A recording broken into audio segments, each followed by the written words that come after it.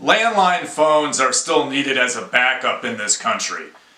The latest AT&T debacle with phone service, I think, pretty much proves that in this nation. About 35% of households in America still have landline phones, according to Google. And if you add in self-employed people or business people, it's probably a little bit higher than that. It would probably be about 40% according to my research. I think the federal government needs to ensure that we have some sort of landline phone service available by a federal law. We need a federal law to ensure this, even if they have to nationalize what's left of the landline phone service to do this. We can't just have cell phones. It's simply not reality on a practical level. Personally, I have both, but landline phones, I believe, are still needed.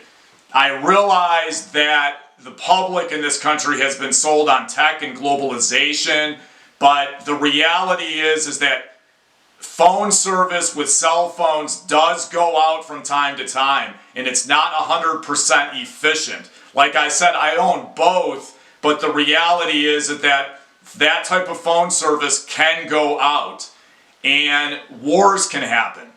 And there's other reasons also to have landlines as backup.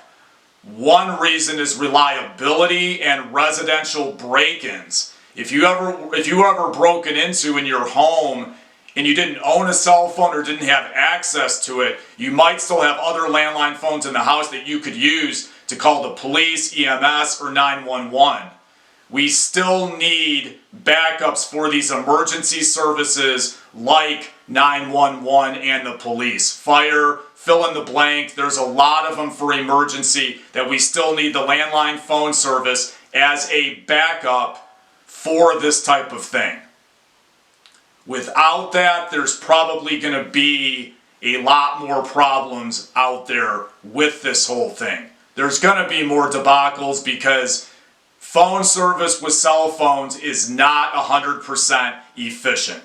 We need a federal law to ensure some sort of minimal landline phone service in this country throughout the whole country. Once again, thank you for your time. Thank you for your consideration. I'm going to put the DC switchboard number in the description on the internet for this video. If you feel strongly about this issue, I would encourage you to call your elected reps in Washington because this needs to get into the congressional debate, in my opinion. Thank you for your time commitment. Thank you for your time. I appreciate your comments on here. Once again, it's free to subscribe.